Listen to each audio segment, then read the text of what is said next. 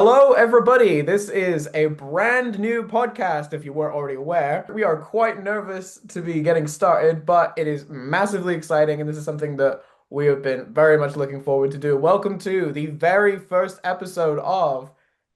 Do we saying it at the same time? I was gonna let you have this one because I've done A most of the Muppet talking. Moment! A We're Muppet calling it Moment! that. It's called a Muppet Moment. A Muppet Moment! What the flip? Woo! With your host, Will from Mupdates, who you love from Instagram. Oh my gosh. And then Muppet Man Max, that's me. I'm so excited, y'all. Will and I have been talking about doing this for so long. I'm so happy that we're finally like pulling the trigger on this. I've got my little Kermit green juice where I'm excited.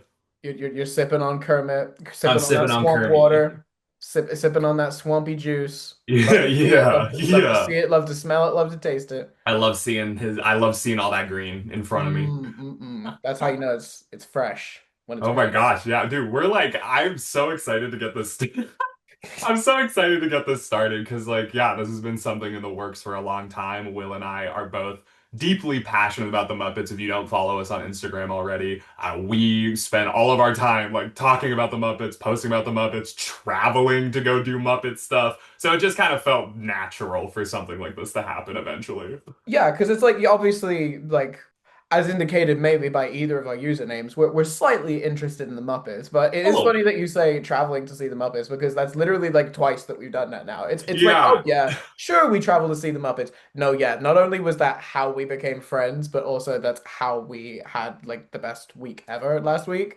Oh yeah. Oh, we'll get into it. That's that's a whole other We've got a can of lot to that's a talk whole other about. can These of Sesame Street worms to open literally a for a whole other. whole can of slimies that are going to be open here. We're gonna Like get. We're gonna, it's like one of those like those little like the prank can of cans. nuts, You open it and it goes like it's that, but it's just slimies all but over it's the just place. slimy. And Yeah. like Museum of the Moving Image weekend, we'll get into that later, but like Will and I have gone from just being like, yeah, like normal dudes doing stuff like in the Muppets to being like, oh, we're spending money to travel to other parts of the world to do Muppet stuff. Like we're deep in this. So this is just like, yeah, we've met. We'll get into it obviously because like this whole Hmm. first episode is going to be about us talking about our origins with the Muppets, how we got into it, like our love and appreciation for Henson, how that all started. But our friendship started literally through the Muppets, and we'll get into that. But I think that's so crazy that our life of doing Muppet stuff led us together to start a Muppet podcast and go do a bunch of other Muppet stuff. So this is getting wild. No, literally. As Max said, we're gonna. I think this is an appropriate episode to sort of like cover our whole story with the Muppets because we're gonna be getting into the nitty-gritty of how we got into them in the first place. But I also think, given this is a very cooperative nature, this podcast is gonna be, I think it's gonna be a good sort of segment for us to yap a little bit about how this kind of came to be. Because truthfully, it came to be like in the sense of like a few months ago. This is fully Max's idea. I will put it out there. I don't know. You were the one who suggested doing a podcast, and I was the one who was fully up for it because I've been putting off wanting to participate in one forever. But I think, yeah, like this is going to be our little required reading episode. This is going to be our Bruce Wayne's parents get shot, Uncle Ben Yeah, gets yeah. shot. This is gonna be our little superhero origin This podcast is episode. It's gonna be our the required reading. anti-hero. We got hit by a bus at some point in our childhood, became bus man. Like Yeah, this is our freaking origin. I mean, I wouldn't pick Busman straight away, but you know, I'm going bus man. maybe there's something there. First thing that Maybe came to that's my mind. He's my favorite superhero. but that's for another episode. We're going to talk about the ethics of a bus-themed, apparently anti-hero for for We'll some get into other. that. That's episode 25. This now is talking about our origins with the Muppets. I'm now going to keep track of that on our 25th episode. I am going to bring up Yeah, please, Busman, which we will inevitably people forget. send us a DM and remind us. Yeah, hold us to account. Hold your favorite creators to account. Yeah, Um, exactly. but yeah, I think this is probably a good point to start. This is going to be a Muppet Moment episode one, with the unofficial title Origin Story. I'm sure we'll come up with a better Woo. title when we like actually upload Muppet these. Moment Swamp Years is Muppet us. Moment the Swamp. Oh wow, I don't like There we that. go. Muppet Moment Swamp Years. I did not sign off on that. We are We're not official. We doing. printed t-shirts. We got stickers. Like, I really think for you guys to at all care about us doing this podcast, you gotta like know our connection with the Muppets Mm. and just understand how deep this shit goes with us. So like, yeah, I'm really excited to like just get into knowing that like getting to know all of our like shared origin with like shared things and then how we differ because I don't know if you can tell from our accents, but I live in America, I live in Seattle, Will lives in the UK. And we obviously had completely different upbringings in terms of like Henson media, how Henson stuff was portrayed in each country. And I'm really excited to just like hear from Will and get to know like about his upbringing with the Muppets being from a different country. I do think the very exciting thing about this podcast is while we are friends, we get on very well. We've already discussed like some ideas for episodes. Sorry, we're planning this. We Oh, have been talking about this. we've been And planning. some of the ways in which we're going to differ in what we feel about the Muppets is massively interesting to me. Oh But yeah, we kind of both agreed that this was going to be kind of the best place to start. Because one of my favorite things about getting so integrated into the Muppet community is learning about how people got their start. Because there's absolutely. no bad time in your life to get involved with the Muppets. Whether you've been here, like you just started getting into Muppets like 2 weeks ago, or if you've been like on this train since you were like three, I fully believe that there is no inappropriate time for you to get super heavy into this frog and his antics. Um, Absolutely. Couldn't agree so more. absolutely, and because the thing that I do enjoy about this community is how like much we share with each other, and that's a big part of what we're doing here. So I think we're gonna jump right into it. And Yeah. would you like me to go first? Oh yeah, I'm like again, Will being from a different country than me is so intriguing for a lot of reasons with Muppet stuff. Like I know he's gonna get into it with like I'm not to spoil any Will stuff coming on, but like Spoilers, spoilers. spoilers, but we had totally different upbringings on like what shows were formative to us and what movies were formative to us. And I just like it's gonna be a great comparison because we agree on a lot of stuff. We don't agree on a lot. I think that's gonna be great for this podcast, is that we are in disagreement about a lot of Muppet stuff, but at the very least, like we have this shared experience of enjoying Henson just in a different way. So I'm very, very excited. I would love to start hearing the freaking Muppets origin story. Hell yeah, hell yeah, hell yeah.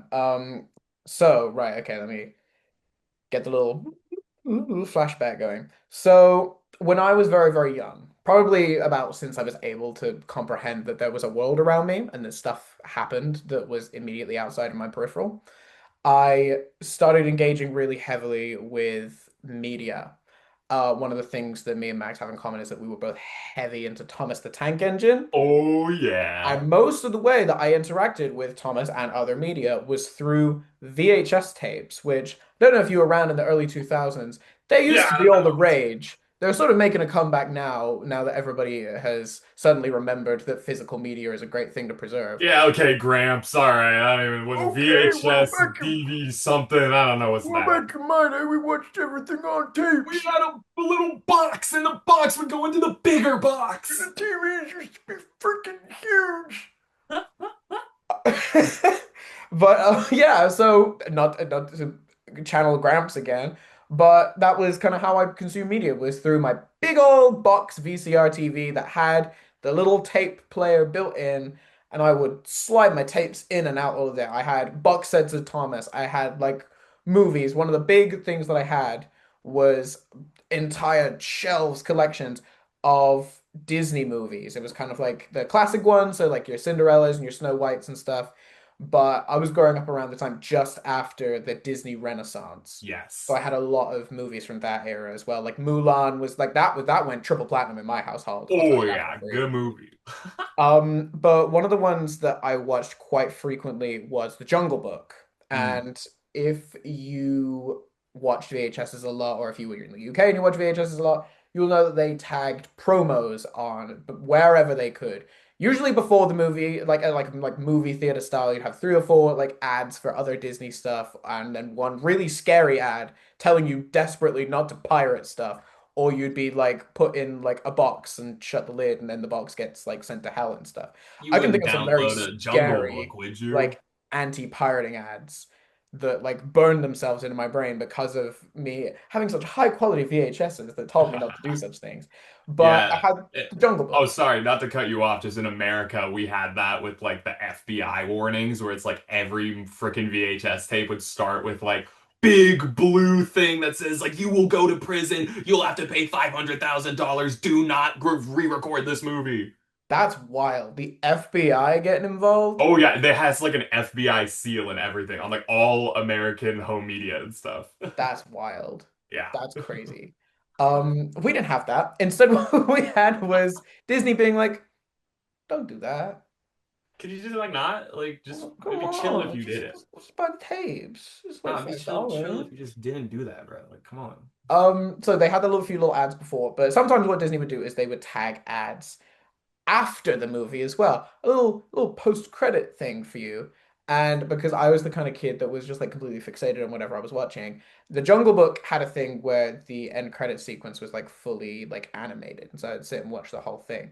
Love And it. I remember very vividly on one of my watches of the Jungle Book, I sat and like watched through the whole credits, and then immediately after popped up a promo for something that was entirely new to me and I'd never encountered before, never seen or heard of it before. And it ended up being a promo for Jim Henson Home Video because it was the early 2000s and it was kind of on the cusp of the sort of like Muppets and Disney deal. They were promoting Muppet home videos on their home videos. And what it was like a little sort of tagline screen basically announcing that like this was happening. And then it was a clip from the Muppet Show. And on my like re when the Muppet Show came to Disney Plus, I did like my rewatch. I don't remember the exact episode. I should have researched it before this, but I will make a point of like making like note of this actively somewhere. But Yeah, it I have was stuff in my thing that I need to make. I should have gone back and be like, "Whoa, should Sesame have Street done a episode. What's reading. this from?" Talking about how much required reading this is, and we didn't even do Yeah, the reading literally. before We this could have taken episode. more notes. Amateurs. But it was an argument. If you know the guest star, then I'll be massively impressed. It was an argument between this pig lady and this little frog guy with a voice that charmed me so. And they were arguing about that they had recently been to the swamp, and Miss who I would later find out was called Miss Piggy, wasn't stoked about the snakes and spiders and alligators. And the frog kind of got his back up a little bit, and he was like, "Okay, oh well, maybe we'll go to where your roots are, the sty, where Roll pigs around in eat the squirrel mud and wallow around in the mud." with Uh, all your pig brothers and sisters. and then she got upset at that retort and karate chopped him What? across the stage, and he just like ragdolled into a big red curtain, and I have to know who these people are. Who are these pig and frog? Who Also, are I they? could be completely wrong. People can correct me. That might be the John Denver episode because I'm pretty sure that's the episode where John Denver's like, "All right, Kermit, like we're gonna go out into nature." And I You think could be it's John right Denver. because I brought it. I was telling somebody about this at the Muppet Meet, and I remember somebody's like, "Oh, that might be John Denver." I think it is. We should have researched this. We should have read it. I'm not gonna do it now because it's Yeah, unprofessional. no, it's We too can do we're it too later. far in. We can't So it research was this now. argument between this pig and this frog that ended up with him getting karate chopped and ragdolled across a stage with a big velvet curtain. And then it was like Jim Henson home video. And then afterwards, I ended up being quite afraid of Gonzo as a child because afterwards was then like a clip of him like laughing maniacally after doing one of his little trumpet bits. And I was like, oh, this guy freaks me out. Oh my gosh. But upon many, many rewatches, I got so fascinated by this promo, which, and now I was being vague with it before. The promo was a blue screen with green text on it, and it said, "And now for," and then letters would sort of like pop, sort of like jauntily, sort of like dangle in from the side of the screen, and now for a Muppet moment. Oh, Oh, that's the title of the freaking that's what the thing's podcast. called. Did you know that? Were you aware Dude, of that's like this? in the it's like in that one movie when they said the name of the movie. That's like in the podcast now. Oh my God. Well, we have to wrap it up. Thanks. That was So thanks sick. for listening, everybody. That's the I've end of been the first waiting all episode. day just to hear that. Oh my gosh. But no, yeah, that's the origin name of the podcast. Max very graciously let me have this one purely because neither of us had a name, and I was like, what if we called it a Muppet Moment? I was like, dude, that's good. You just came up with that all of a sudden? Like, Yeah, dude, that's so just off smart. the dome. Just doesn't make Yeah, sense. Ah, cool nobody cookies, told me this. man. I just did this. But no, yeah, this little promo for like home videos of the Muppet Show. That was how I got introduced to the Muppets. I've ended up after doing a little research. There's actually quite a few more of these little Muppet Moment promos. One of them, one particularly coming to mind, is the clip of like Gonzo holding up the grand piano with one hand, and then he Oh, lets it love go and it. it floats there, and it crashes on him.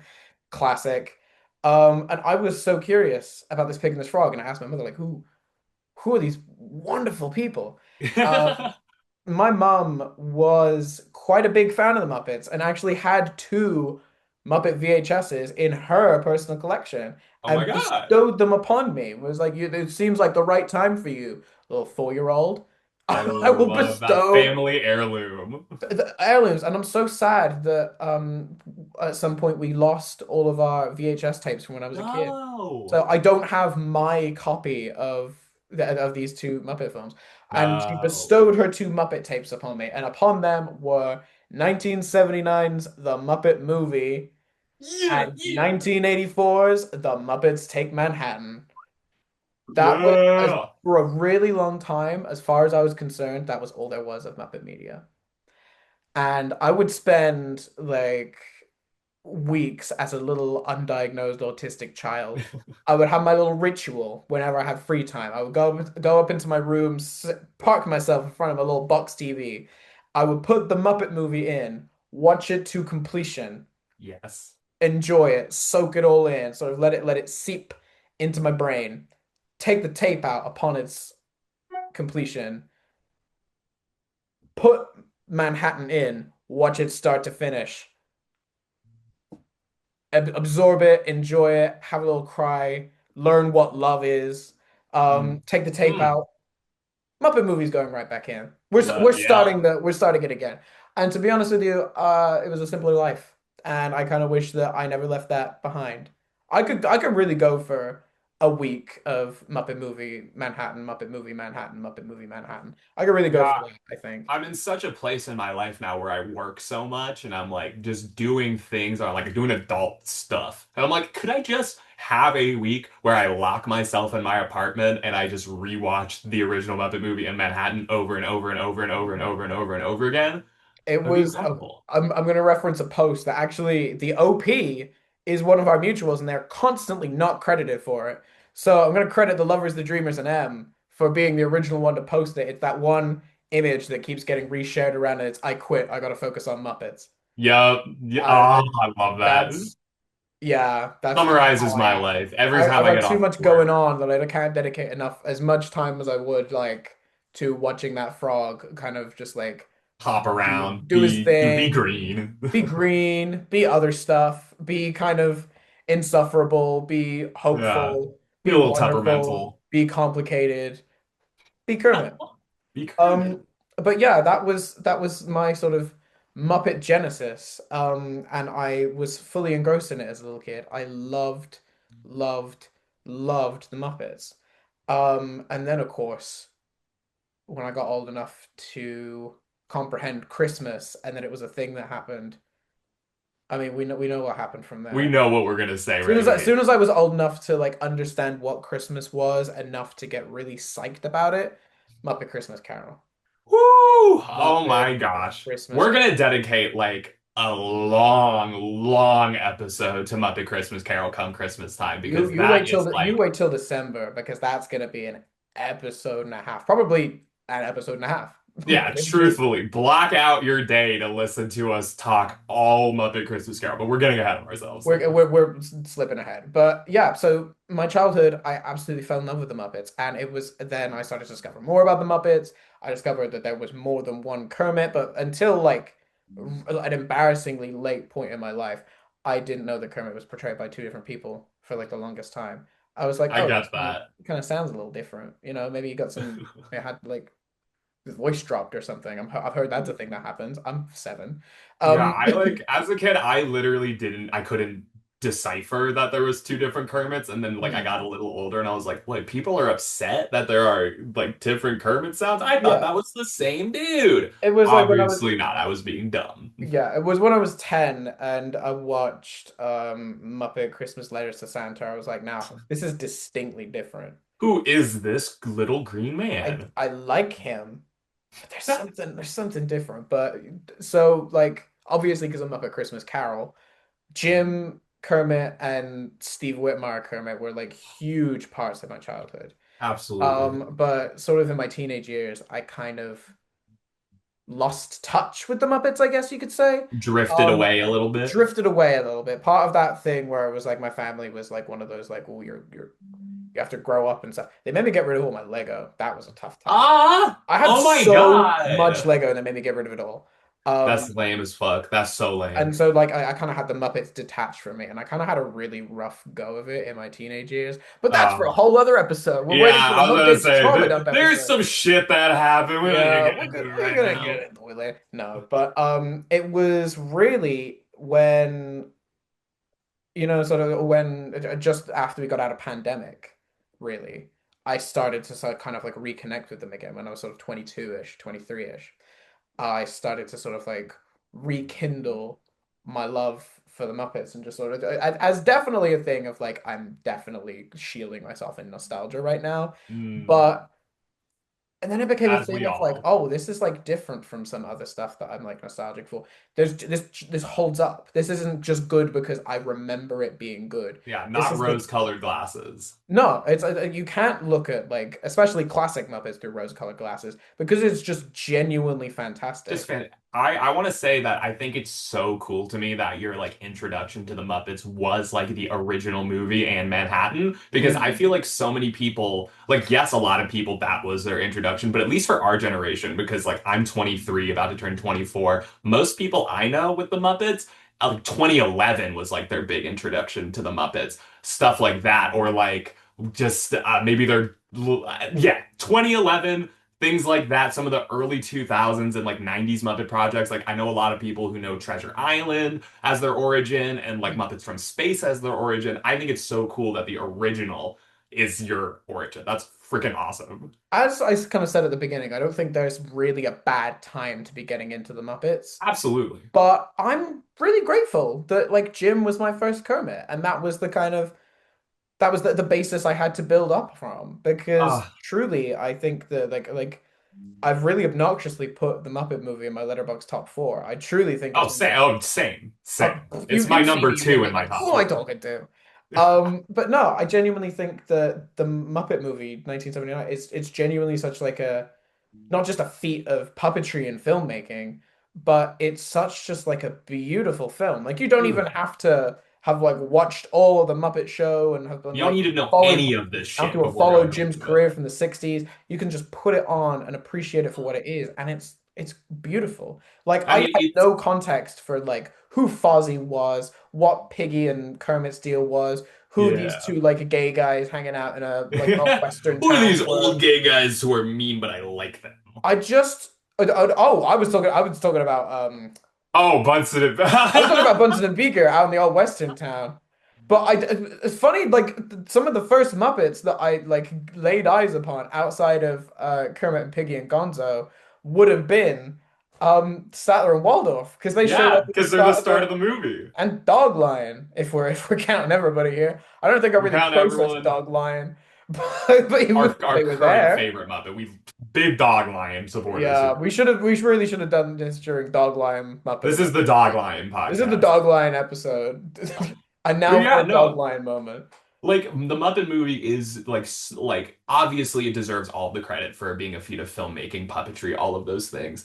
But I think it is such an incredible movie that any single person can connect to at any moment in your life. To Mm. me, not only does it bring so much joy, but it really just emphasizes humanity in a way that I think a lot of other movies just really don't. The way that the Muppets portray empathy and joy and love, it's so human and relatable. And I think it's beautiful that your intro was the original. That's like such a good foundation to build off of. I really do genuinely think that it shaped a lot of sort of like how I consume media, really. Absolutely. Because it kind of set a precedent for like, because like not to sound like a like one of those like an old head or something, but I Don't say really it. feel like in the early 2000s we had it so good with like children's entertainment. And Oh, while dude, yeah.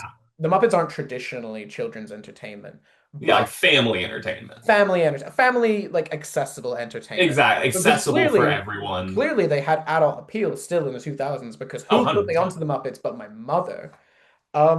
Like, and she would have grown up like watching the Muppet Show and watching reruns of the Muppet Show, and Yeah, my dad Muppet too. movie in theaters type shit. Yeah, going. I'm fairly certain that she went to go see Muppets Take Manhattan like in a cinema when it came out. Oh, yeah. Um, but it's yeah, it's one of those things where I'm really grateful for Jim being my introduction to the Muppets because he's become such like a important sort of like creative inspiration to me. And yeah, I'm just sort of really grateful for that being my introduction point.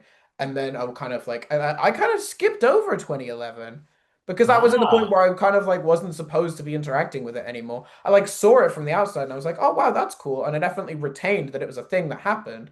But I kind of see, skipped over 2011 and Most Wanted, and I didn't I really come have a back to them sorry, until not to my cut kind of you off. I just wanted to ask because when we go and have like a 2011 episode, I really want to get into like was was 2011 as big as it was in the United States? Because here, like because we're like the pretty much the same age. Here, people like kids our age were fucking obsessed with it. Like 2011 was a huge thing in America.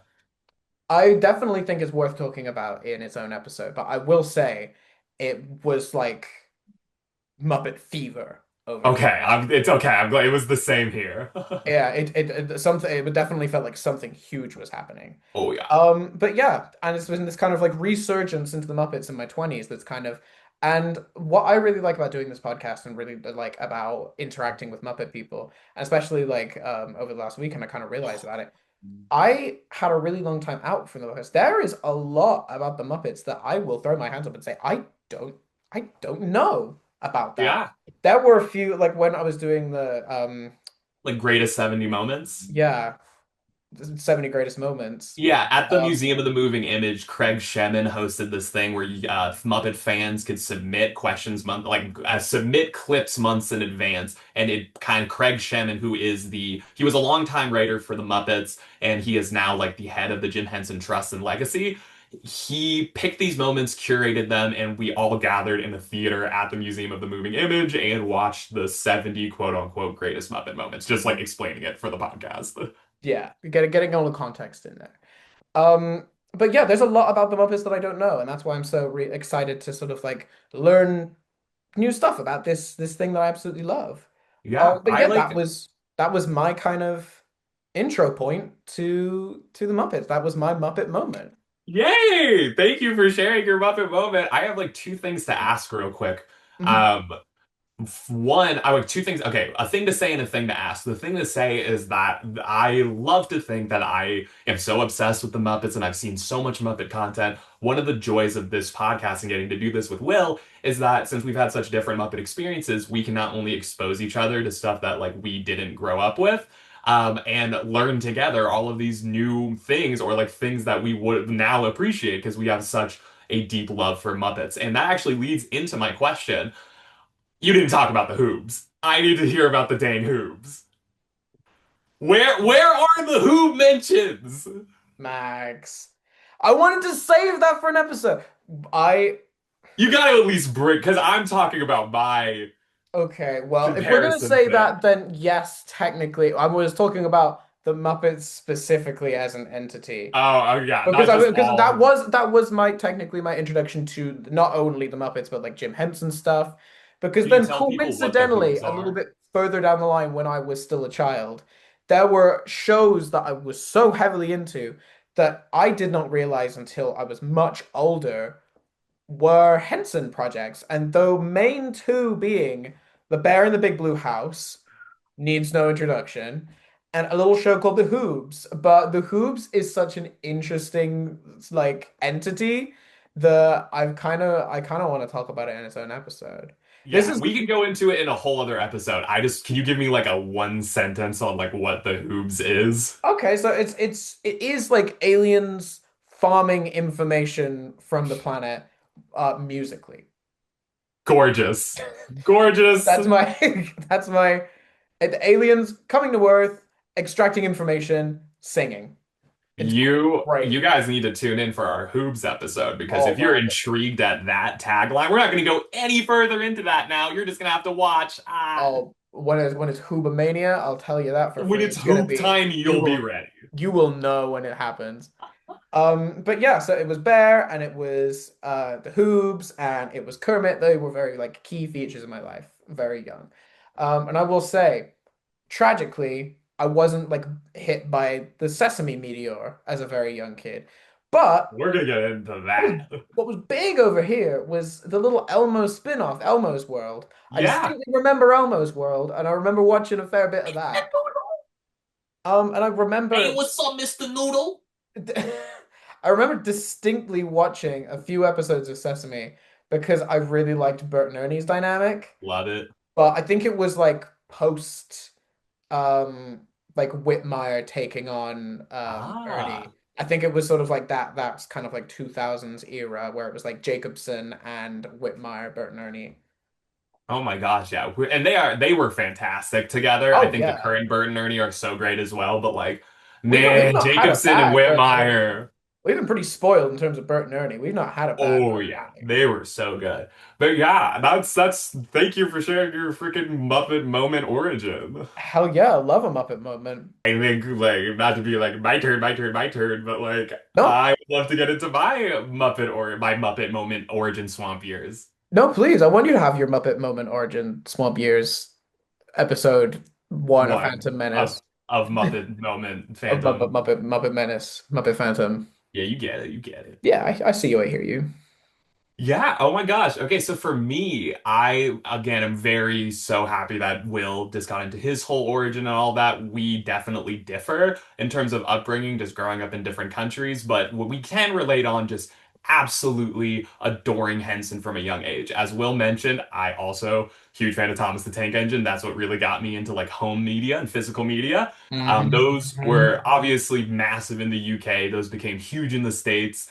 I'm a massive Thomas the Tank Engine fan still, but those I'm sorry, those VHS tapes are really what got me interested at all in like home media in the first place. But in terms of like my introduction to Henson, I should first talk about my mom, my lovely, incredible mom, who I love so much. Shout out. She grew up as a big Muppet fan, so one of her like formative Muppet memories was seeing the original Muppet movie in a theater in the Philippines because my mom's Filipino.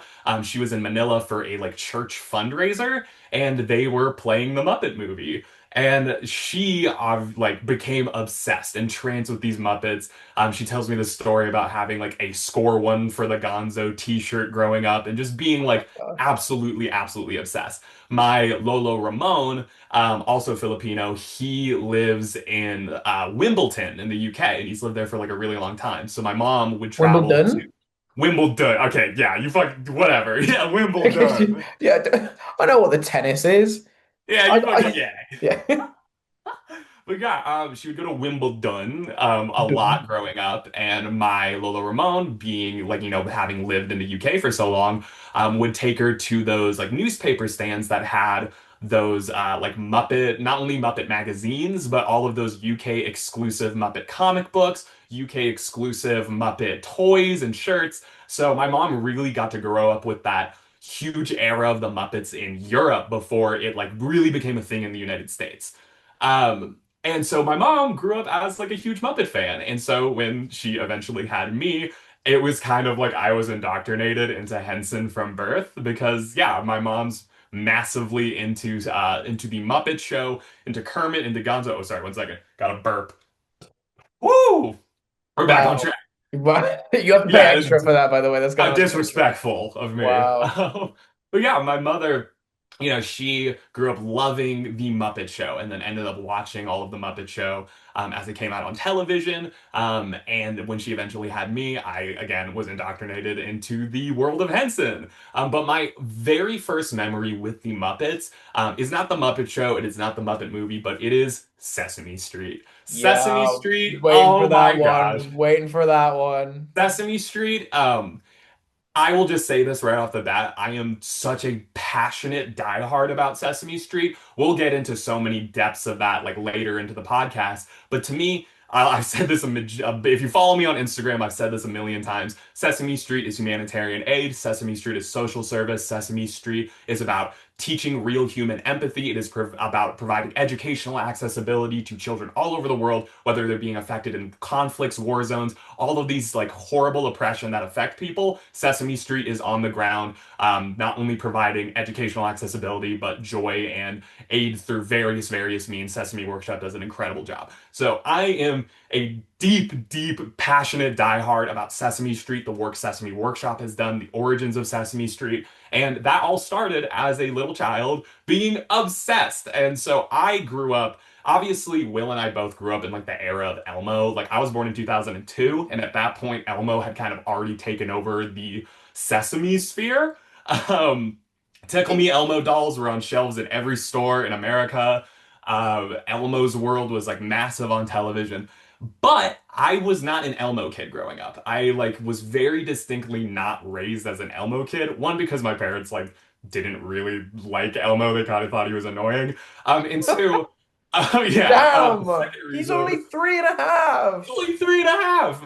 I That's will go into like in a later episode my opinions on Elmo as a whole. But my parents, I mean, it must be from my parents like instilling that as a kid that like Elmo is not like the Sesame Street they wanted to raise me with. They were very distinct in raising me with like the original 70s and 80s Sesame Street. So my real introduction to Muppets was those original Sesame Street tapes. We had this big encyclopedia book growing up about like the origins of Sesame Street, and it went into all of the original puppets, all of the original people who were involved, like why it got started, because like that's again more stuff that I'm going to say in the future. Sesame Street was made out of oppression. It was made to address the educational inequity going on in the United States, specifically towards Black and brown children living in metro areas.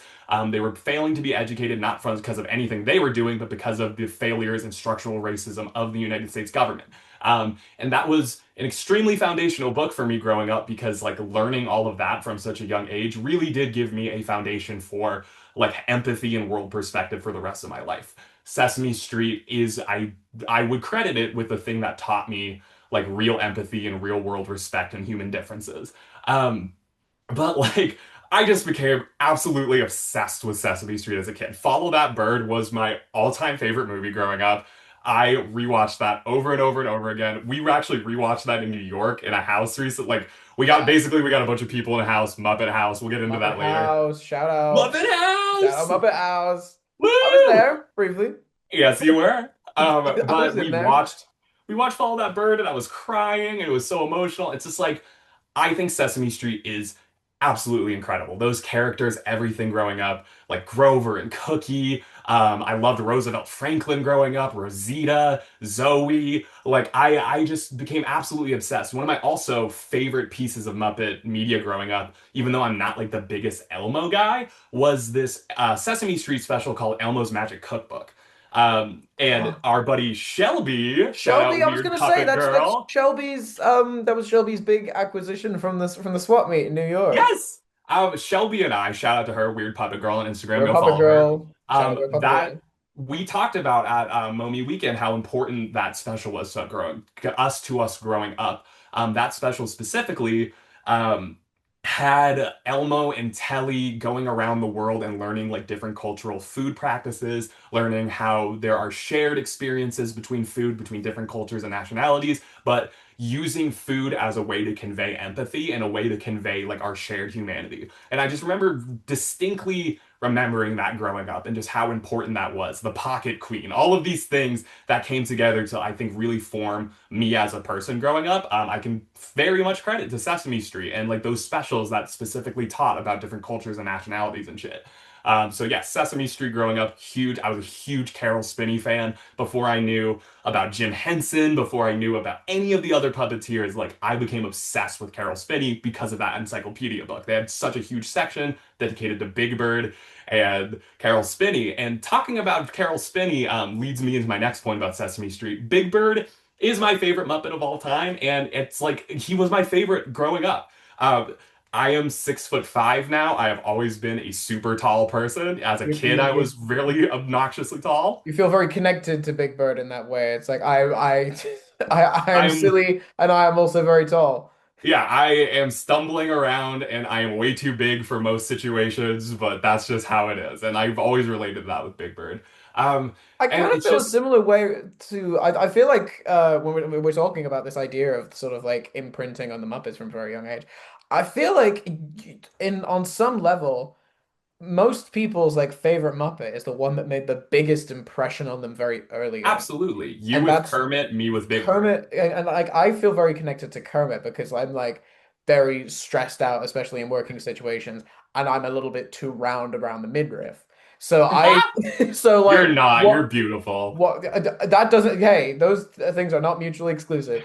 Um, so yeah, it's a thing where it's like you feel very connected to Big Bird because that was a very sort of like early stage Muppet for you, and I feel that that's exactly how I feel about Kermit the Frog. Um, Yeah. and And yeah, I think there's something beautiful about your first Muppet because there's something about like even if it's not your favorite, there's people's like favorite Muppets who are like the people our age. There's no way that like Joe the Legal Weasel was like your yeah. first Muppet, but he can still be your favorite He can Muppet. still be your favorite. And I think that's so beautiful with like everybody's connections to the Muppets is that they grow up feeling represented. And that's like a huge part of the Muppets is representation. And you can really relate to these characters because they provide so much diversity and they provide so much representation for everybody. And so it's wonderful. And speaking of Mr. the Frog, I got introduced to Kermit the Frog because of Sesame Street when he was reporter Kermit. Also, I Oh, just want to I've point only out, seen a couple of those sketches. they're so good. That's another thing where it's interesting where me and Max differ in our Muppet Origins. As I said before, I'm not like I haven't sort of swam in the oceans of Sesame Street nearly as much as I should Yeah. have. Oh, we And that's a will. We thing. will be. Well, that's the thing I've been kind of putting off doing because it's been late, especially last week after the whole like 70 moments thing. There's Yeah, like, Mommy weekend. okay, this hits. This is Yeah, legit. it's so good. Like guys, I'm sorry, but like Guy Smiley's kind of like Guy he's riding Smiley, up here the like I am. favorite Muppets list. I don't know. I'm Yeah. charmed by him. The cow, Guy, I mean, getting to watch Jim Henson be like the crazy one in a lot of those scenarios and not have to play the straight man is so fantastic.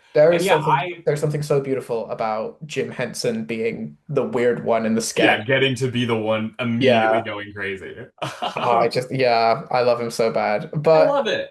that's And the thing. Well, I'm so interested to like discover this world that is kind of like yes. untapped.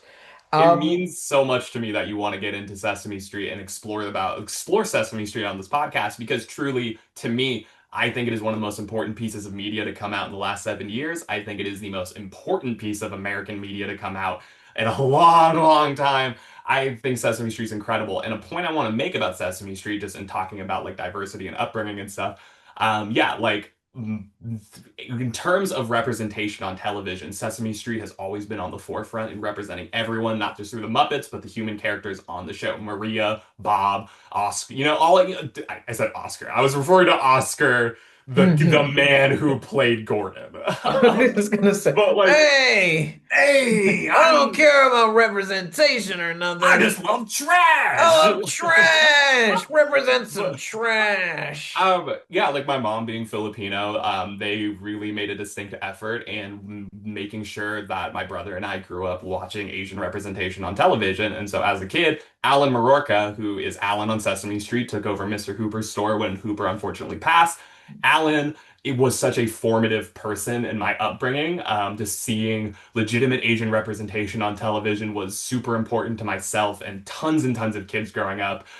Just yeah, wanted to quickly briefly touch on Alan because he's so amazing and important. Um, and like two with Kermit the Frog, my introduction to him being Jim Henson's portrayal on Sesame Street. that really intrigued me to like find out more because I became Mhm. so deeply obsessed with the Muppets, Sesame Street characters, specifically like Big Bird and Cookie Monster, and all of that. And I wanted to just consume more Muppet stuff. And so my parents eventually told me about this amazing thing called The Muppet Show. I remember distinctly going to Hollywood Video here in Seattle. I went to the old, back when those existed. Oh, that's Um, gonna be like the this is this my hidden gem that is it's gonna get it's yeah, because it definitely still exists. Video stores are definitely still out there. yeah, like video Yeah. stores are real for sure, but like the chains of Blockbuster Hollywood Video, Far Hmm. Cry era. And I remember going to the Hollywood Video locally here in Seattle, and I remember one time I went in there and I noticed they had a ton of different things with Kermit the Frog on it. And it was like Kermit the Frog in a freaking pirate outfit, Kermit the Frog going to space, Kermit the Frog like in a car. I was like, what is all I this? love how that was you were building up. It was like he's a pirate. He's He's a in pirate, he's space. in space, he's He's in a licensed to drive a motor car. vehicle. He's in a Yeah, that was the car. craziest one. That shocked me. Man. But like I remember going to Hollywood Video, seeing all of these intriguing like Kermit, who I love from Sesame Street, and all of these other things. And so my parents, Hollywood Video distinctly was closing at the time, so you could buy the DVDs and VHSs that they had for sale. I had for rent. My parents bought season 3 of The Muppet Show on VHS. And they also bought Muppet Treasure Island and the original Muppet movie. And so I got home as a kid, so intrigued, and with my love of Sesame Street already, hearing like, oh my gosh, Kermit the Frog is in other things. And I distinctly remember my first like introduction to the Muppet Show itself was the Alice Cooper episode of the Muppet Show.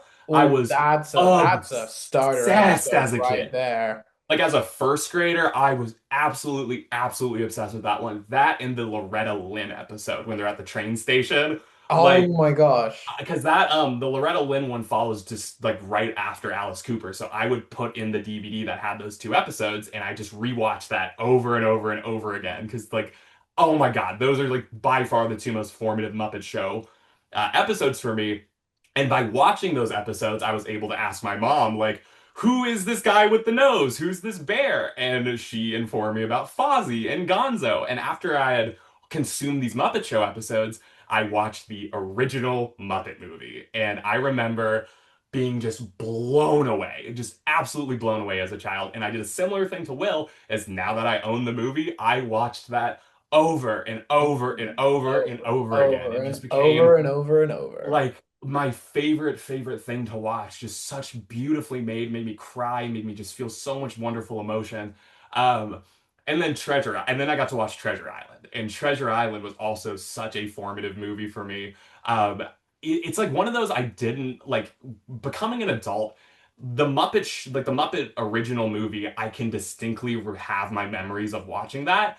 But Treasure Island was one of those things where I definitely remember watching it a lot, but I didn't remember like all the specific stuff. But when I finally rewatched Treasure Island as like a teenager, it all came back to me, and I was like, "Oh my God, these are these flashes in my brain that I've been seeing for years."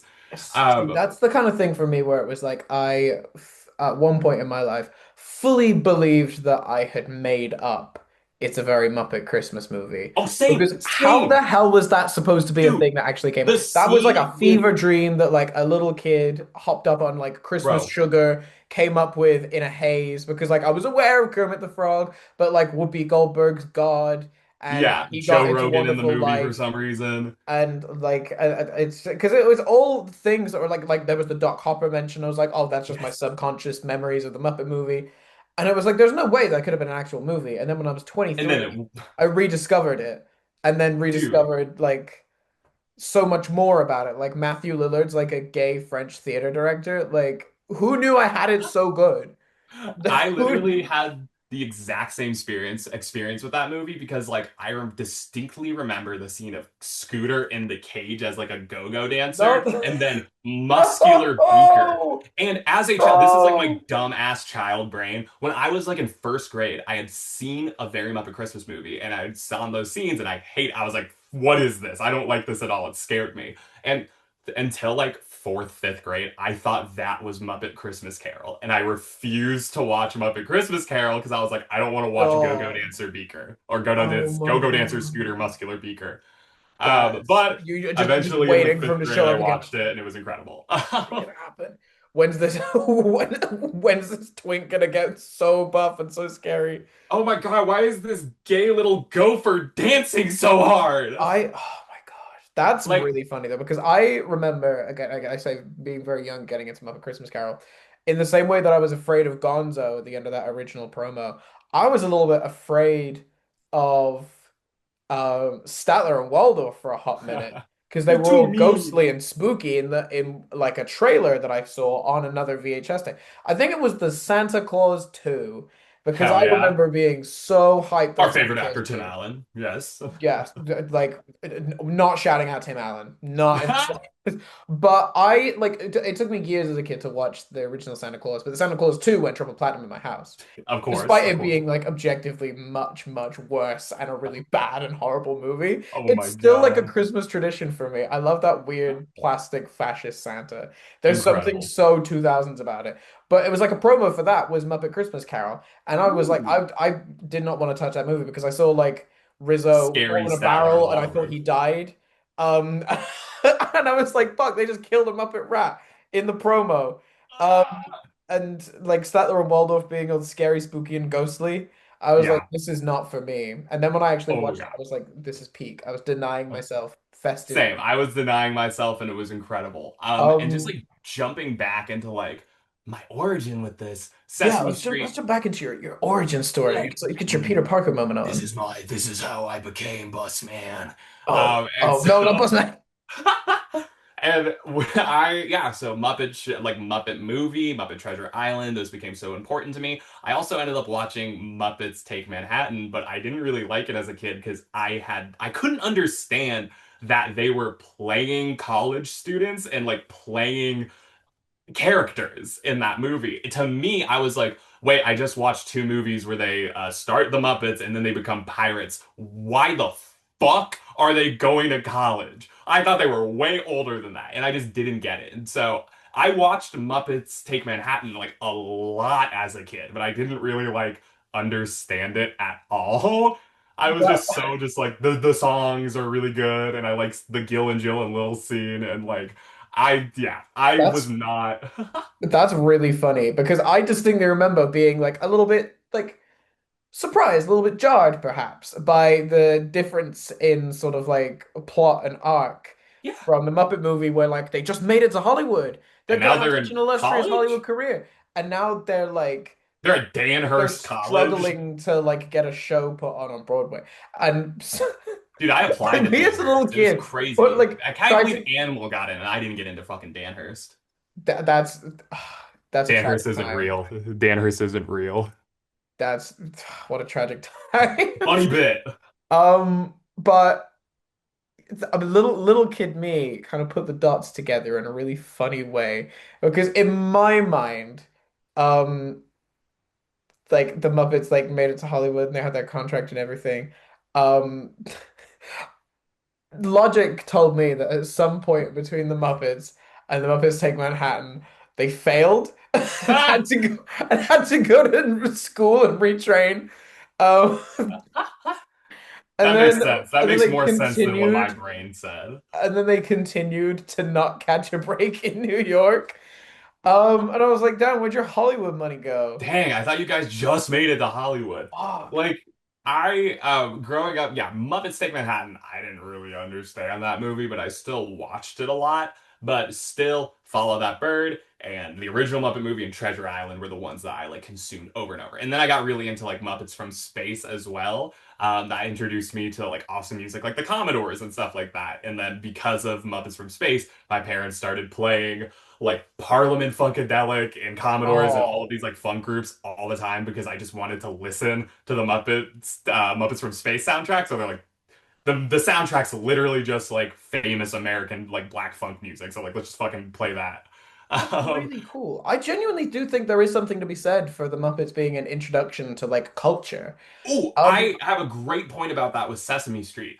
My first huge artist that I was obsessed with growing up was the Fugees, like Lauryn Hill and the Fugees, because of the Elmo Palooza album that came out in the original in the 2000s, which had like Jimmy Buffett singing Oh my a God. Caribbean amphibian and shit. But they also had the Fugees singing "Happy to Be Me," like a song all about being happy to be yourself. And I loved that song growing up. So I played that over and over and over again. And so my parents just eventually bought the score on cassette, and I just listened to the score by the Fugees over and over. And that really was my music origin, as well as watching Nina Simone on The Muppet Show. Mm. Like all of these incredible artists, Ray Charles on The Muppet Show, like Harry The Muppet Belafonte. Show.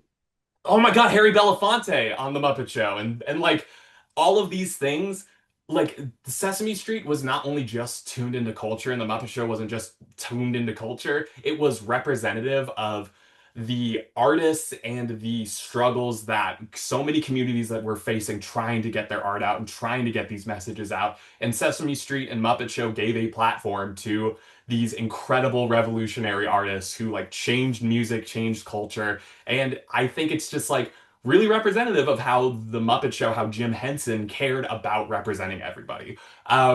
And like, yeah, I think Muppets exposed me to so many incredible things all around the world, so many different cultures and nationalities.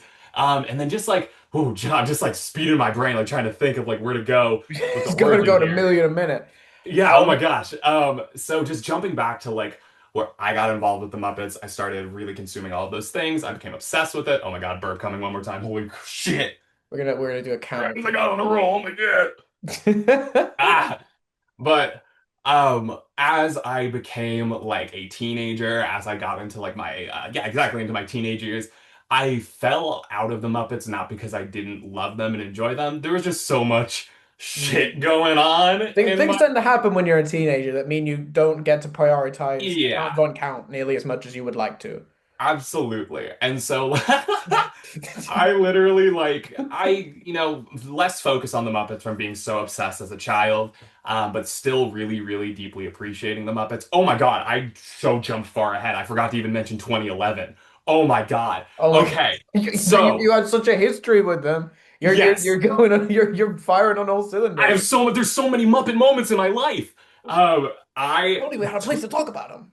I grew up with, as I mentioned, Sesame Street. I grew up with the original Muppet Show and the original Muppet movies. So I was already a deeply obsessed Muppet fan. And then, dun dun dun dun, 2011 rolls around and a brand new Muppet movie comes out. And it is like massive. It was the perfect time to come out because I think I was in like fourth or fifth grade at the time.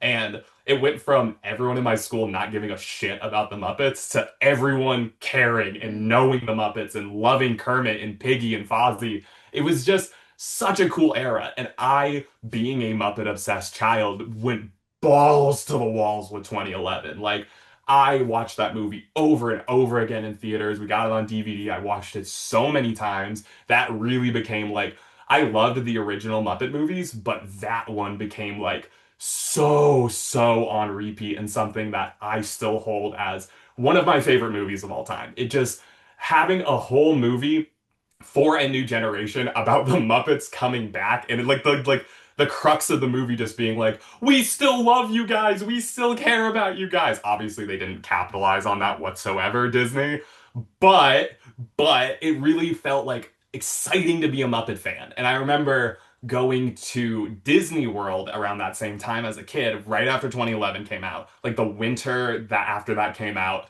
Um, Riding Muppet Vision 3D while I was still on the streets of America. I had like flown into Florida and I had watched Muppets 2011 on the airplane. And then I get to Disney like halfway through the day. It's already getting dark. We go right to Muppet Vision 3D. I have this incredible, like, oh my gosh, I just watched them on the plane. They're my favorite. I'm watching them on the big screen here at Disney. And I walk out and it's like fake snow coming off of streets of America. And there's like Christmas caroling and all these big Christmas lights. And all I could think about was like, this is because of the Muppets. Because of my joy of the Muppets, I'm having this magical Christmas Muppet experience at Muppet Vision 3D.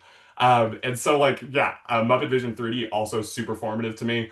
My parents absolutely were not like Disney parents. They don't fuck with the corporation like that. But my grandparents lived in Florida, so it was like pretty fucking easy to just pop over to Disney when you're visiting your grandparents. Yeah. Um, yeah, Muppet Vision 3D was super, super important to me growing up. That was my favorite thing at Disney without a question. I would like anytime we went there, like because we went a few times growing up. Each time we went, it was just like, when can we go on Muppet Vision? Like, is Muppet Vision in the cards today? Like, are we gonna see Kermit? Like, what's going on? I know we're thinking Tower Terror, but could we No, potentially? like we Oh, could, no, we can go on test track. That's sick, that's sick. But like you yeah, guys do yeah. that. I'll just like run over to Muppets real quick. Like, Yeah, just no yeah. big Like deal. you Just guys no can big you can deal. wait in line for Star Tours. I'll just pop over to Muppet Vision in just like five, maybe Yeah. 10, 15 No, that minutes. that does sound fun. Like I'm just worried that if we wait in this line, it'll give us less time to go see Muppets. So Yeah, I I don't know know. we We'll haven't see had how we work anything it to out. eat today. We need to get lunch, but like I don't know. Nah, I think I'm just Kermit feeling is like a calling. quick. I'm feeling like a quick 15, 20 minute Just Muppet Vision. just a quick Kermit, just a quick little Yeah, Kermit, just a quick little just Waldo. quick frog for the road. Quick little Waldo moment. But yeah, Muppet Vision 3D is super important to me. Muppets 2011 super important to me. Um, I remember as a kid feeling like 2014 Muppets Most Wanted did kind of drop the ball. I was a little bit disappointed when that movie came out as a kid because one, it took so long since they did not capitalize off of Muppets 2011. And I think the 2015, I was talking about this with Megan recently, Malone's Pops on Instagram. Go follow her. She's Bob, shout incredible. out, Melons, Bob, shout out. We were talking about how the 2015 show should have just come out in like 2013. Like that shit, if it had come out in 2013, I think it would have been building off of the success of 2011. They could have prominently featured Walter a little more to give like, like give air to the fact that he became a main character and then they just kind of dropped him. This is Um, something where I'm like, I have just a few too many thoughts about this. And I think that we need to talk about like the 2010s era of oh the yeah. Muppets in its own episode. We That's need a whole episode to 2011. We need a whole episode about the decade. We have a lot to hmm. say about 2010's Muppets. Like not to Um, be not because this is literally our first episode, and not to yeah. be like, oh, let's talk about that in an episode. Oh, let's talk about that in an But I was episode. like, I gotta finish my origin. I want to emphasize we have no shortage of things to talk about with the Muppets, but that's the agonizing thing about starting a Muppet podcast with somebody on both of our ends, or somebody who's really like regular and normal about the Muppets.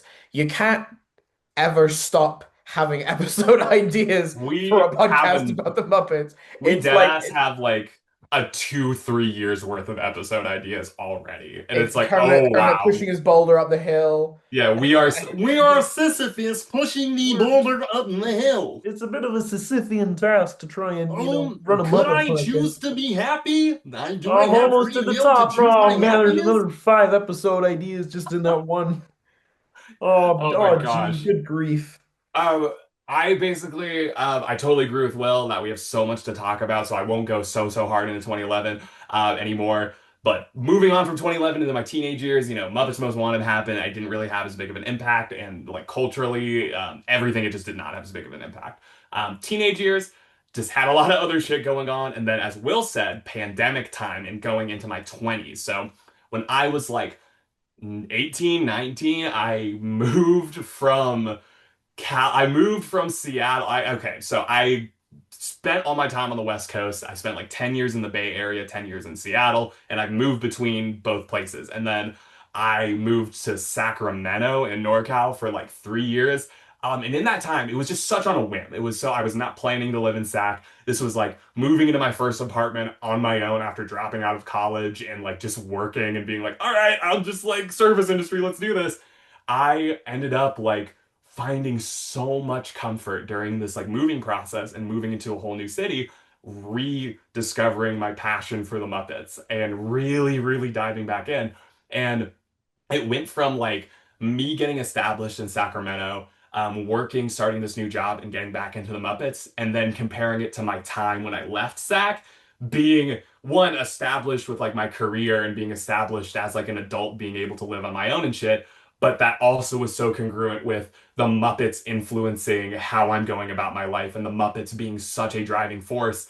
And I really can credit the Muppets for where I'm at in my 20s. I feel like there's been a lot of down periods, there's been a lot of up periods. I am now at a place where I feel very like proud and content where I'm at, like career-wise, where I'm at just like with my ability to sustain myself, with my ability to just live as an adult. And I do credit that to like embracing the Muppets in my 20s, to embracing this passion and this thing that I've always cared about. Like we met this person at Momi Weekend, Gav. Gav was awesome. And Gav made this and had this thing he said about like the Muppets are my passion. They're also like my hobby. They're also like, and just describing like that really, really hit for me because like that's exactly it. Like in my 20s, puppet building and shit became my hobby. Talking about the Muppets with friends, making Muppet video essays. And it became such like a thing where as I grew as an adult, I got so much deeper into the Muppets, and it became not only a part of my personality, but something that I could look to as a sense of comfort and a sense of direction. And I really feel like embracing the Muppets and embracing that whole energy and Henson energy has benefited my life greatly because like it forces you to not be embarrassed about shit. It just like embrace your passions, be cringe, be free, like That's do all the things you care exactly. about. And it's really now put me in a position after going into my origin that I am now in a position where I'm living a Muppet life, where I'm seeing my friends from around the world who are also into the Muppets, where I am traveling to do Muppet stuff, where I'm engaging online with people doing Muppet stuff. It's like embracing Muppets in my 20s has been the greatest, most beneficial thing. No, that's exactly it. That's it's something I feel like we've kind of like have a very similar experience on. And we'll talk more about sort of like how we sort of like came together as pals when we have an episode specifically about the Puppet Up night that we spent Yes. together. But it's genuinely has been such a thing of like rediscovering and re-embracing and sort of like rekindling my love with the Muppets. It's genuinely been such like a weird like a healing process almost. It's the kind of thing Absolutely. where I'm like it's just about being like authentic and like yeah, it's like there's this like stigma around like liking things like the Muppets where it's like oh it's silly or it's like for Yeah. kids, but it's like Just liking stuff that brings joy. yeah, it genuinely has brought me like made me so much more of like a happier and like more content person to just be authentic in how much I love this thing because like why shouldn't Absolutely. I go like all out on just being so in love with these characters and these worlds and these creatives that have brought me so much joy throughout my whole life. And like the fact that the Muppets and Sesame and everything Henson related is so deeply rooted in caring about one another and representing everyone, it really feels like it's such a good thing to be involved in and be passionate about. It's like you're not embracing some bullshit that has all of these like negative consequences and negative things. It's like truly just pure love and joy, and the criticisms that the Muppets provide and that they make are so real for the world. I just feel like being into this thing gives you a great perspective and worldview, not only just for being an adult, but just like in terms of just interacting with everybody. Like, I think it is such an incredible thing to embrace in your adulthood and regardless of any time in your life. I think we will get into a huge episode about the way we met at Puppet Up in LA. If you don't know Puppet Up, it still is, but used to be at the Jim Henson lot, which is the historic movie TV lot that the Henson Company has owned for a very long time. It was originally the Charlie Chaplin Studios. They have an incredible recording booth there, like a recording studio. Blonde by Frank Ocean was recorded at the Henson lot, which is insane to me. Um, I didn't even know that. I know they they did a said lot it of on the music there. tour, and I was like, no way, Ah, Blonde was recorded next to Kermit. Like, what? that's wild. Um, But yeah, it's but the insane. So, Puppet oh, Up is a sorry, I was just crazy gonna fun say, event, but that's good. That's gonna be its own story. We got much more to talk about Puppet Up because I feel like we should get into the history of it when we do. But oh yeah. yeah, But Will and I met at Puppet Up, and we did not know each other beforehand. We were just two Muppet fans who came to this event. Myself from Seattle, LA from England, and yeah, Will from England to LA. it's hey guys, it's me, the city of Los Angeles. I'm I hope you. LA. Look at me. It was like genuinely such like a beautiful like serendipity. That's the word, isn't it? A serendipitous meeting because I was there Absolutely. solo. Because I was aware of like the idea of like the show and like the tour of the Henson offices for a while. And I was like, But it was like this mystical thing that you could only get in there if you were super cool. And I found out that actually you don't have to be super cool, which means I had a shot. Um, you No, just had you to are sign cool. Come up. on. You just had to sign up for tickets and get like email alerts. But the thing, they email you a month before the shows go out, and it was really stressful. But I managed to get a ticket, and I literally traveled. I The last day of the stayed in a Henson lot being hostel in open. Fairfax. We ended up like seeing the last show on the last day, which was insane because I knew I had to go because the lot was like closing soon. And I was on my own. I tried to coax my friend. I'm going to shout out Bernie right now, who Hey. lives in LA but studies in Chicago. They couldn't get back to LA in time, so I had to go on my lonesome. So I was there in my little Kermit cardigan on my own, strange country, very nervous. And I was just kind of wandering around the lot. So this really cool looking fella with what appeared to be their aunt, looking at posing for a photo behind the big wall mounted Kermit that used to be in California Adventure Muppet Vision. And I was like, "Do you guys want a photo together?" Like an idiot engaging in social. Yeah, I'm on photo maybe? Like, what? What the fuck did you just say? Hey, could you fucking step off? Back I'm trying off, to talk to the man. frog. That was fully what I was ready to have happen. But thankfully, no. Turns out, Max and their aunt were very lovely, and I got on with them very quickly. And we ended up making another friend there. And we're gonna shout out Ellie. Ellie! I That's love you, when Ellie! we do our Puppet Up episode, we're getting Ellie on. We're Ellie having a has big to be the featured three-way guest on yap. It's that. gotta happen. But then we made such fast friends and we bonded over just like our love of Muppets and our love of just sort of everything that we were experiencing. And we ended up being on separate tours, and I was like, well, I'm never gonna see those guys again. We were all sat like we had allocated seating right next to each other Yeah. for the showing of Puppet Up, and we were like, this is fate. This is fate. And then And I like ended up hanging for a while afterwards. Met Bill Beretta in the we met Bill courtyard. Beretta and he started doing the Pepe voice. Just we didn't have to prompt him. He just started doing it. Started talking about how he got married in England, and I was like, I'm from there. Like I know there. I also want to point out with Puppet Up is that the majority of people who were there weren't like Muppet diehards. They were like LA residents who were like, "Yeah, I heard this was like a cool show I needed to check out." Like it was like Gen Xers who grew up with the Muppets but weren't diehards. And then there was me, Will, and Ellie, all Mhm. batshit early 20s obsessed with the Muppets. And of course, we found each other and kicked it off. And it was like the most incredible night. And then we ended up just going to like, after we met Bill Beretta and Brian Henson and all of the incredible puppeteers who were involved with the performance, we ended up just going to In-N-Out and like yapping about the Muppets for like 2 hours. Like, holy shit. And it was in that big old Muppet yap over animal style fries that we discovered just how much like our views aligned in terms of like some of our tastes with Muppet stuff. And we were like, it was like sparks flying. It No, was like, oh my literally, like, God, oh my God, that's I just that's made a friend who is like obsessed with the Muppets also, but is also super fucking cool. it's I like, was like, this Will guy's awesome. Let's did fucking I hang out. did I win a social interaction today? Did I do Wait, it wait, right? wait, wait a second. I made a friend? That doesn't make any freaking sense. Oh my God. I made a friend in a real life that wasn't even over a freaking computer.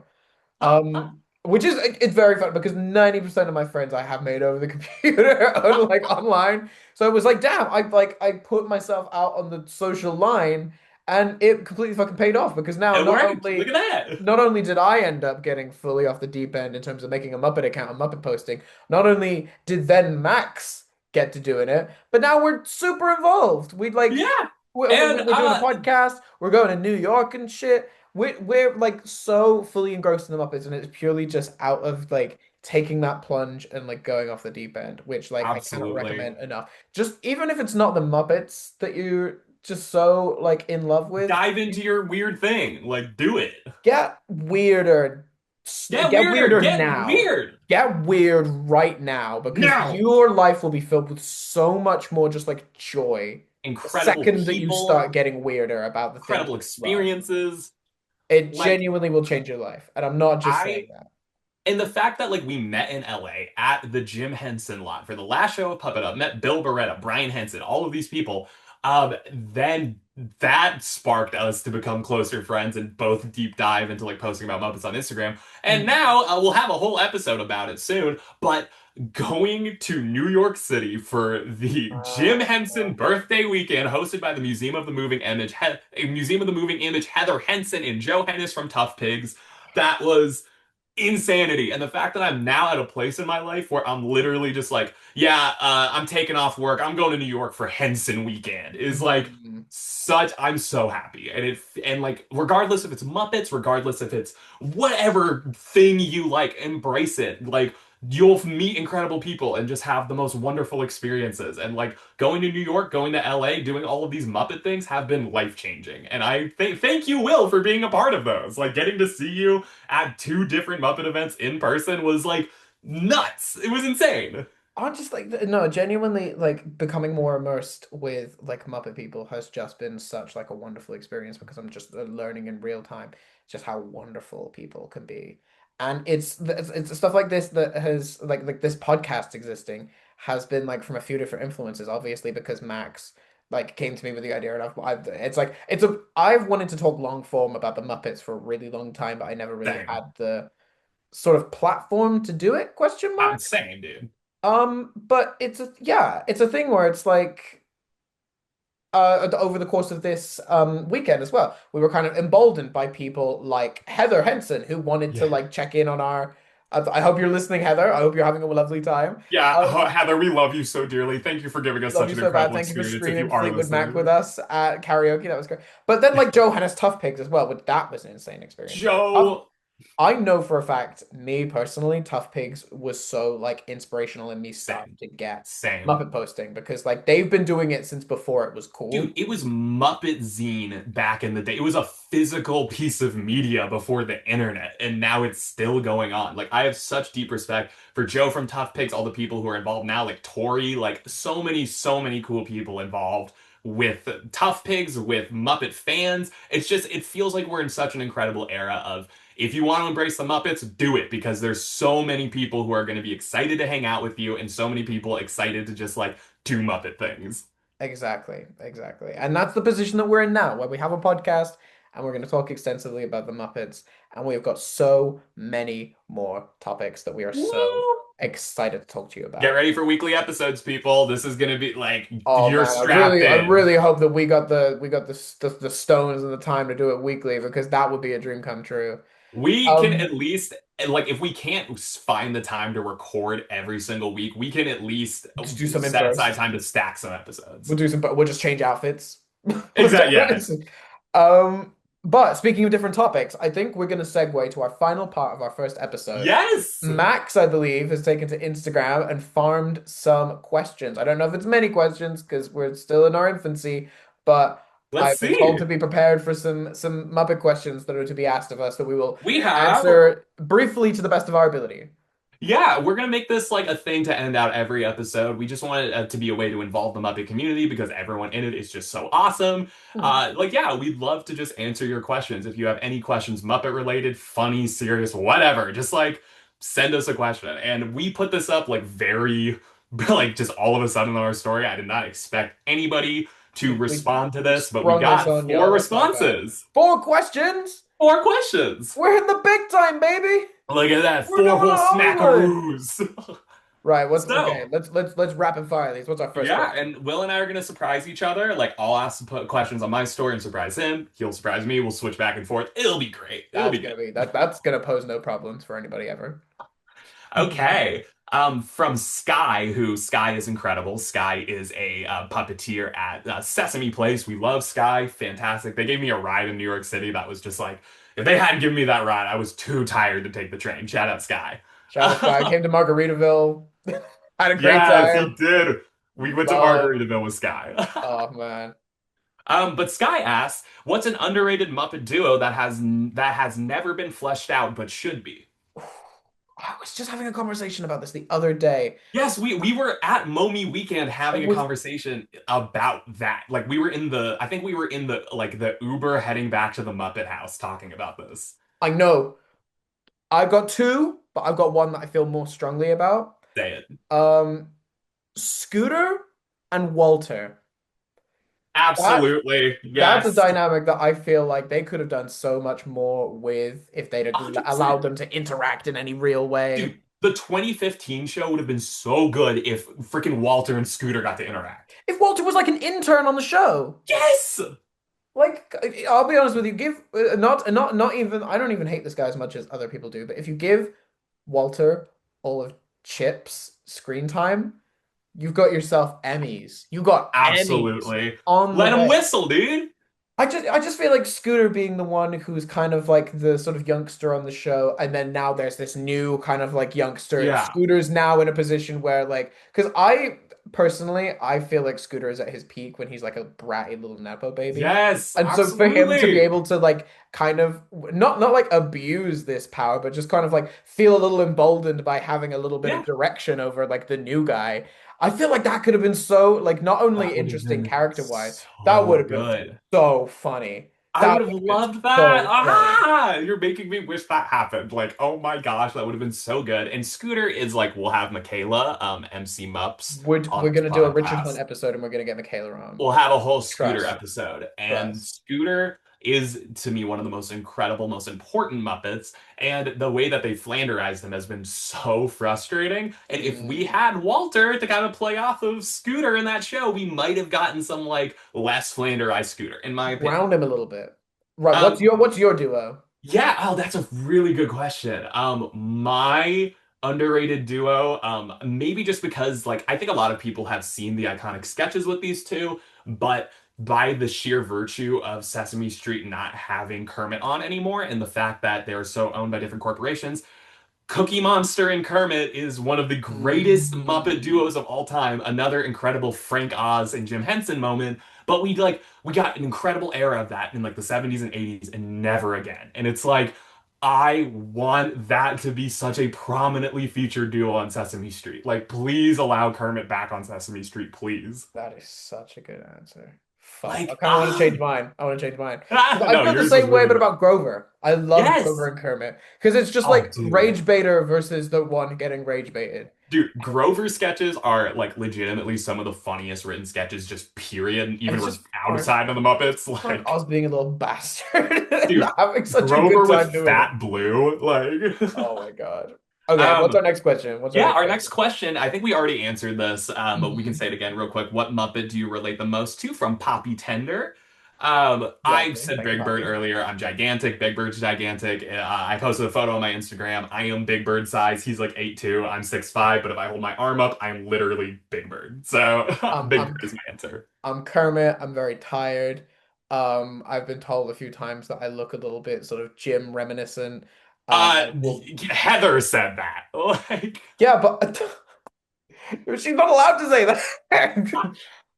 Yeah, Kermit's somebody that I've always related to super heavy, and there's so many just like correlating things about me and Turner. Like, I don't know if you've ever taken that like personality test, your MBTI. I think so, I've yeah. got the same one as not only do I have the same one as Kermit, but also Jim is the same Um, personality type, so I have the same as Kermit and Jim.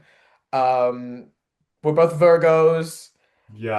So I just feel very connected to Jim and to Kermit. But he was like my first Muppet. He will always be my favorite Muppet. He's the one I Yeah. relate to the most, also. I would say also I'm gonna throw in Miss Piggy. Miss Piggy is someone that I just relate to so much, as a queer person, as somebody who just wants to embrace themselves, their femininity, all of those things. Piggy is super influential, and Piggy is like very gender affirming. Shout out Piggy, like the best. Shout out Like, Piggy. And this is going to be this is going to ring true when we disagree in future episodes and we start fighting.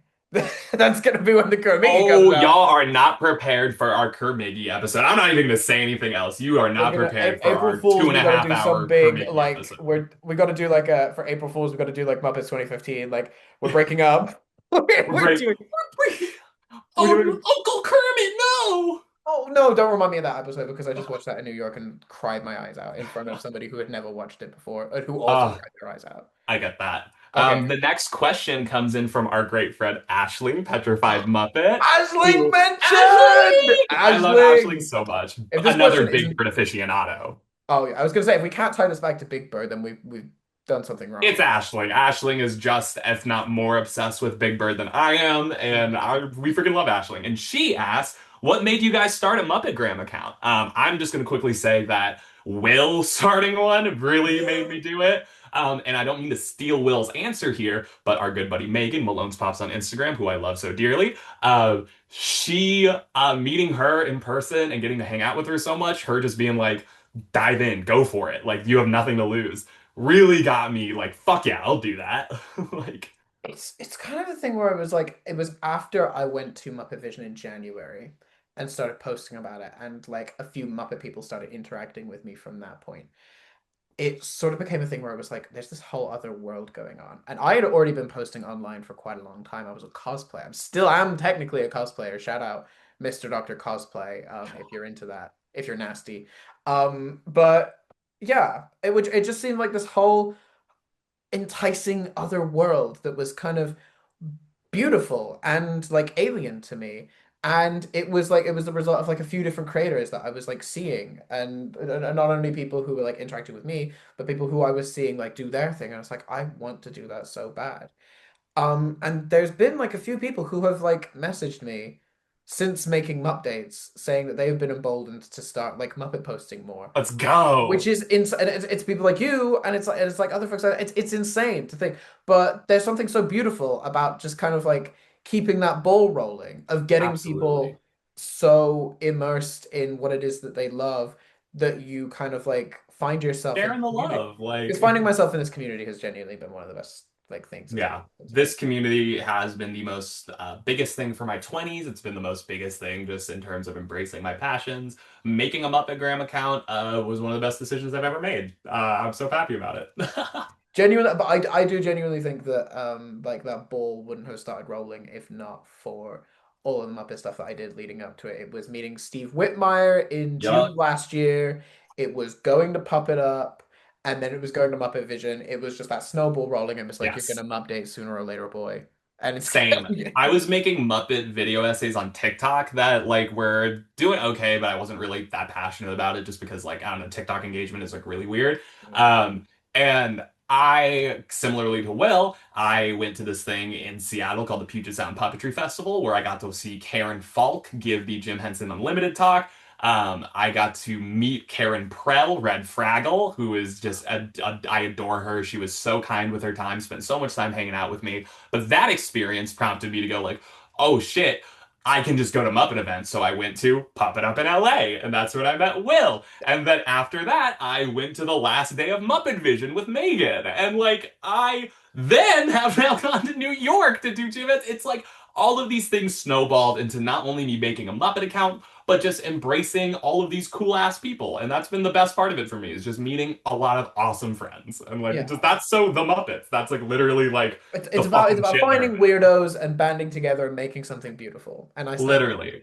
So, last question. This was it. like my okay. This is from Vinny, Muppet State of Mind. We Oh my love God. Vinny. They were passing out Vinny awesome custom cards at Momi Weekend. Shout out Vinny, you were super traded with cool. me. I finally got my hands on a copy of Before You Leap. Thanks, Vinny. Yes, shout out Vinny. And he asked my favorite question so far: Miss Piggy Smash or Pass?